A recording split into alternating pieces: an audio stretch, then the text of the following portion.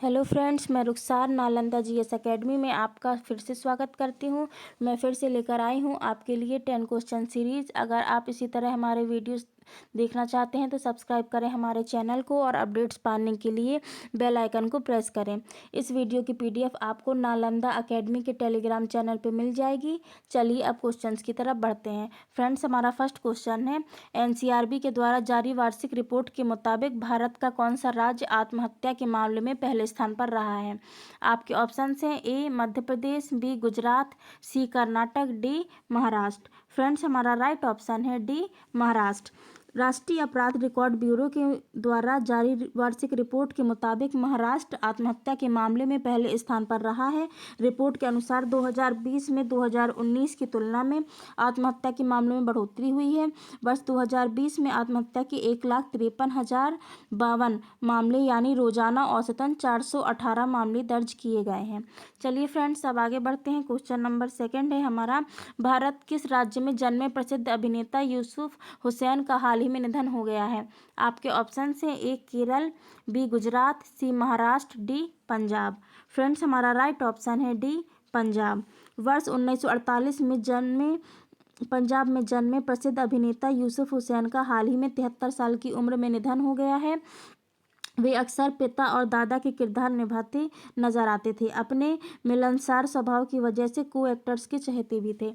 चलिए दोस्तों, अब आगे बढ़ते हैं। क्वेश्चन नंबर थर्ड है हमारा, डीआरडीओ और किस भारतीय सेना ने भारत की लंबी दूरी के पहले स्वदेशी बम का सफलतापूर्वक परीक्षण किया है। आपके ऑप्शन हैं ए भारतीय नौसेना, बी भारतीय जल सेना, सी भारतीय वायुसेना, डी नीति आयोग। फ्रेंड्स, हमारा राइट ऑप्शन है भारतीय वायुसेना। भारतीय वायुसेना की टीम और रक्षा अनुसंधान एवं विकास संगठन डीआरडीओ ने ओडिशा के बालासोर के ऊपर से भारत की लंबी दूरी के पहले स्वदेशी बम एलआरबी का सफलतापूर्वक परीक्षण किया है। यह बम 50 से 150 किलोमीटर की रेंज वाले हथियारों की श्रेणी का हिस्सा है।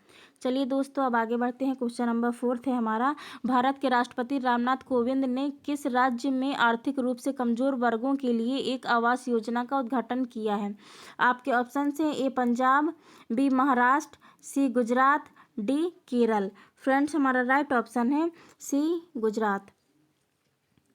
गुजरात के भावनगर में आर्थिक रूप से कमजोर वर्गों के लिए भारत के राष्ट्रपति रामनाथ कोविंद ने एक आवास योजना का उद्घाटन किया है। श्री रामनाथ कोविंद 28 अक्टूबर से 30 अक्टूबर 2021 तक गुजरात के दौरे पर हैं। चलिए दोस्तों, अब आगे बढ़ते हैं। क्वेश्चन नंबर फिफ्थ है हमारा, 31 अक्टूबर को पूरे भारत में कौन सा दिवस मनाया जाता है। आपके ऑप्शन हैं दोस्तों, ए राष्ट्रीय एकता दिवस, बी राष्ट्रीय विज्ञान दिवस, सी राष्ट्रीय ज्ञान दिवस, डी राष्ट्रीय विद्यालय दिवस। फ्रेंड्स, हमारा राइट ऑप्शन है राष्ट्रीय एकता दिवस यानी ए। 31 अक्टूबर को पूरे भारत में राष्ट्रीय एकता दिवस मनाया जाता है। यह दिवस भारत के राजनीतिक एकीकरण के लिए सरदार वल्लभ भाई पटेल के योगदान को चिरस्थायी बनाए रखने के लिए मनाया जाता है। यह दिवस पहली बार वर्ष 2014 में मनाया गया था।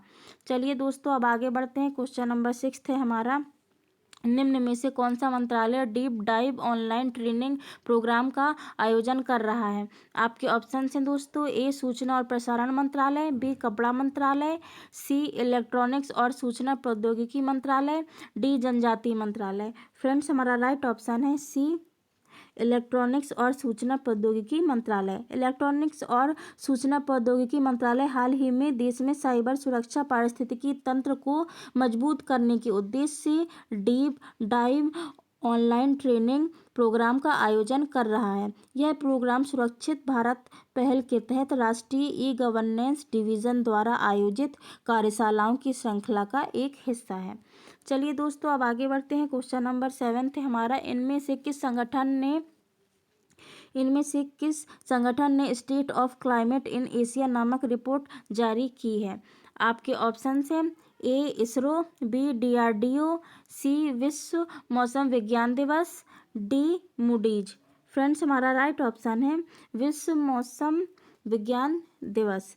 संयुक्त राष्ट्र के विश्व मौसम विज्ञान दिवस ने हाल ही में state of the climate in Asia नामक रिपोर्ट जारी की है, जिसके मुताबिक वर्ष 2020 में एशिया को रिकॉर्ड पर अपने सबसे गर्म वर्ष का सामना करना पड़ा है। चलिए फ्रेंड्स, अब आगे बढ़ते हैं। क्वेश्चन नंबर 8 है हमारा, केंद्रीय स्वास्थ्य और परिवार कल्याण मंत्री मनसुख मंडाविया ने नेशनल फॉर्मूलरी ऑफ इंडिया के कौन से संस्करण का शुभारंभ किया है? आपके ऑप्शन हैं दोस्तों, ए पहले, बी तीसरे, सी पाँचवें, डी छठे। फ्रेंड्स, हमारा राइट ऑप्शन है डी छठे। केंद्रीय स्वास्थ्य और परिवार कल्याण मंत्री मनसुख मंडाविया ने हाल ही में नेशनल फॉर्मूलरी ऑफ इंडिया के छठे संस्करण का शुभारंभ किया है। NFI 2021 में 34 चिकित्सकीय श्रेणियों के अध्याय शामिल हैं। चलिए दोस्तों, अब आगे बढ़ते हैं। क्वेश्चन नंबर 9 है हमारा, केरल में स्थित मुल्ला पेरियार बांध किस राज्य के नियंत्रण में है? आपके ऑप्शन हैं दोस्तों, ए तमिलनाडु, बी कर्नाटक, सी आंध्र प्रदेश, डी उड़ीसा। फ्रेंड्स, हमारा राइट ऑप्शन है तमिलनाडु, ए। मुल्ला पेरियार बांध केरल राज्य में स्थित है और तमिलनाडु के नियंत्रण में है। इस पर लंबे समय से विवाद चल रहा है क्योंकि यह केरल में निचले इलाकों में रहने वाले लाखों लोगों के लिए खतरा है और यह तमिलनाडु के 5 जिलों में 2 लाख हेक्टेयर से अधिक क्षेत्र को सिंचाई की सुविधा प्रदान करता है। हाल ही में सुप्रीम कोर्ट ने निर्देश दिया कि 10 नवंबर तक मुल्ला पेरियार बांध में अधिकतम जल स्तर 139.50 फीट होना चाहिए। यह बांध पेरियार नदी के ऊपरी क्षेत्र में स्थित है जो तमिलनाडु से निकलती है और केरल में बहती है।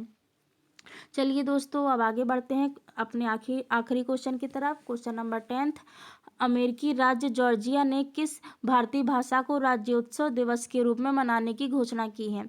आपके ऑप्शन हैं, ए मराठी, बी गुजराती, सी कन्नड़, डी मलयालम। फ्रेंड्स, हमारा राइट ऑप्शन है सी कन्नड़। जॉर्जिया के गवर्नर ब्रायन पी कैंप ने घोषणा की है कि 1 नवंबर को कन्नड़ भाषा और राज्योत्सव दिवस के रूप में मनाया जाएगा। जॉर्जिया कन्नड़ के लिए इस तरह की घोषणा करने वाला पहला अमेरिका का पहला राज्य बन गया है। जॉर्जिया अमेरिका में सबसे अधिक भारतीय प्रवासियों वाले राज्यों में से एक है। कन्नड़ सबसे लंबे समय तक जीवित रहने वाली शास्त्रीय भाषाओं में से एक है जिसमें समृद्ध साहित्य और शिलालेख 450 ईसा पूर्व के हैं। चलिए दोस्तों, इसी के साथ मैं विदा लेती हूँ। अब अगले दिन नई जानकारी के साथ मिलूंगी। धन्यवाद।